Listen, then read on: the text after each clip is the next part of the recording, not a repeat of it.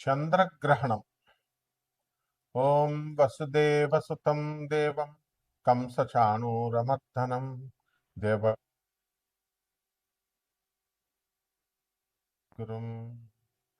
కృష్ణం వందే జగద్గురుం. శ్రీ రాధాకృష్ణాభ్యాం నమః. మనకి చంద్రగ్రహణం వస్తుంది 2025 సంవత్సరం సెప్టెంబర్ 7వ తేదీన. అయితే ఈ 2025 సంవత్సరం స్టార్టింగ్ నుంచి కనుక మనం చూసినట్లయితే ఇప్పటికి ఒక చంద్రగ్రహణము ఒక సూర్యగ్రహణం జరిగింది. ఇప్పుడు ఈ సంవత్సరంలో వచ్చేటటువంటి రెండో గ్రహణము ఈ యొక్క చంద్రగ్రహణం అన్నమాట. అయితే ఇది ఇంతవరకు కూడా వచ్చినటువంటి చంద్రగ్రహణం కానీ సూర్యగ్రహణం కానీ ఈ రెండు కూడా భారతదేశంలో కనిపించలేదు. మరి ఇప్పుడు ఈ సంవత్సరంలో ఈ నెలలో సెప్టెంబర్ 7వ తేదీన వచ్చేటటువంటి చంద్రగ్రహణంలో మనకి ఇది భారతదేశంలో కనబడుతుంది. ఇది ఫస్ట్ పాయింట్. అందువలన భారతదేశంలో కనబడుతున్నప్పుడు మనం కొన్ని నియమాలు పెట్టుకున్నాం. మనం సూతకాన్ని పాటించాల్సినటువంటి అవసరం ఉంది. ఎప్పుడైనా సరే మనం చంద్రగ్రహణం వచ్చినప్పుడు దానికి 9 గంటల ముందు నుంచి కూడా సూతకము అనేటటువంటిది ప్రారంభం అవుతుంది.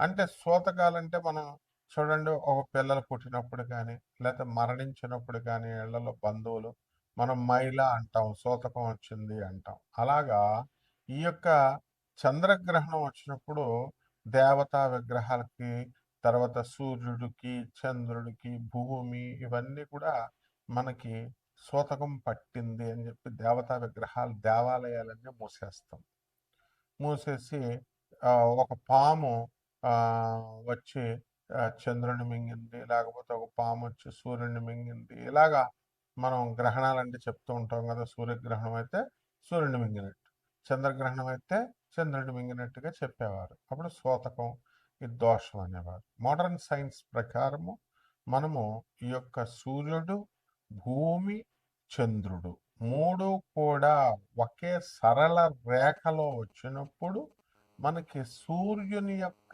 కిరణాలు చంద్రుడి మీద పడకుండా ఈ భూమి అడ్డుకుంటుంది అనమాట. దాన్ని చంద్రగ్రహణం అంటారు. అందుకనే సంపూర్ణంగా మనకి ఈ యొక్క చంద్రుడు కనబడదు.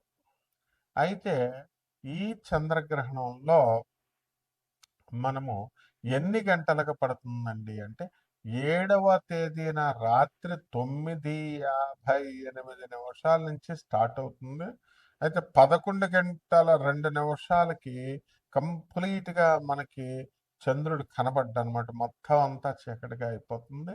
అలాగే 8వ తేదీన అంటే మర్నాడు 1:26 అంటే 8 తెల్లవారుజామున అనమాట. 1:26 ఈ యొక్క చంద్రగ్రహణ స్పర్శ పూర్తవుతుంది. మొత్తం కాల వ్యవధి ఎంతంటే 3:28 అనమాట. కాబట్టి ఈ విధంగా మనకి ఈ చంద్రగ్రహణము అనేటటువంటిది ఒక ఖగోళ శాస్త్రంలో ఏర్పడేటటువంటి ఒక అద్భుతమైనటువంటి వింతల్లో ఒక వింత. అయితే చంద్రగ్రహణంలో మనం ఏం చేయాలండి గ్రహణ సమయాలలో అంటే మనము మంత్రాలు జపించుకోవడము, తర్వాత మనం గురువుల దగ్గర మంత్రాలు తీసుకుంటాం. అలాగే ఇది పౌర్ణమి రోజున సంభవిస్తుంది కాబట్టి దాన్ని ఉపాసన బాగా చేసుకోవాలి.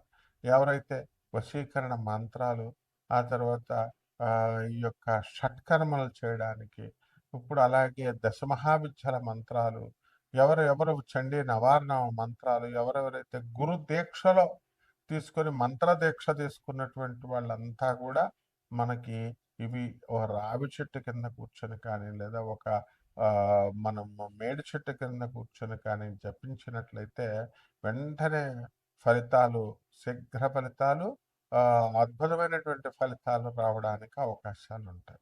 కన్యారాశి, ఈ కన్యారాశి వారికి అందరికీ కూడా ఈ చంద్రగ్రహణం తర్వాత కొత్త ఉద్యోగాల్లోకి మీరు వెళ్ళడం జరుగుతుంది. ఉద్యోగాలు లేనటువంటి వాళ్ళు, అలాగే వృత్తి, వ్యాపార, ఉద్యోగ విషయాల్లో అనేకమైనటువంటి సక్సెస్లు మీరు సాధించడానికి అవకాశాలున్నాయి.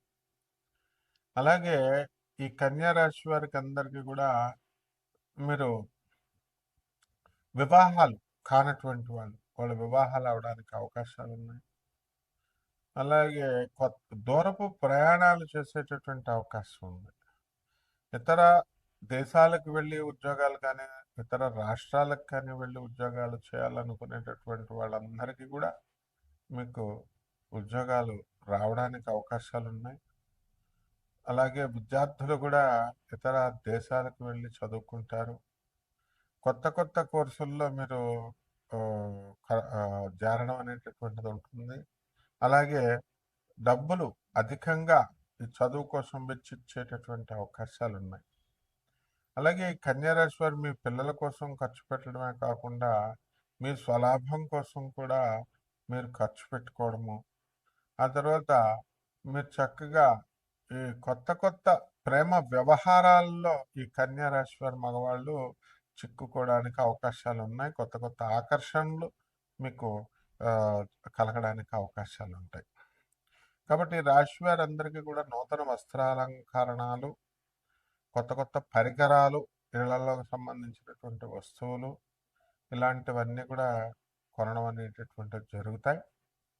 లేకపోతే ఈ రాశి వారందరికీ కూడా దైవ ఆరాధన అనేది ఎక్కువగా జరుగుతూ ఉంటుంది.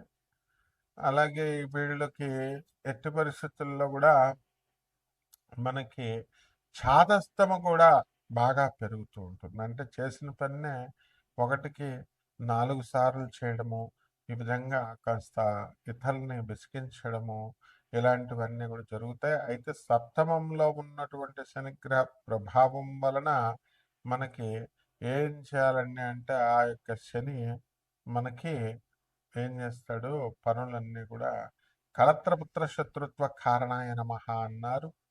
కాబట్టి కళత్రంతో పిల్లలతో వీళ్ళందరూ కూడా గొడవలు పెట్టుకోవడానికి, శత్రుత్వం పెట్టుకోవడానికి ఇవన్నీ కూడా అవకాశాలు ఉంటాయన్నమాట. అలాగే ఈ యొక్క రాశి వారంతా కూడా మనకి అనుకున్న పనులు అనుకున్నట్లు చేయాలనేటటువంటి పట్టుదలను కూడా మీకు ఈ శని ఇవ్వడం అనేటటువంటిది జరుగుతాయి. అలాగే నూతన ఉద్యోగాలు కూడా మంచి జాబులు రావడానికి అవకాశాలు ఉన్నాయి.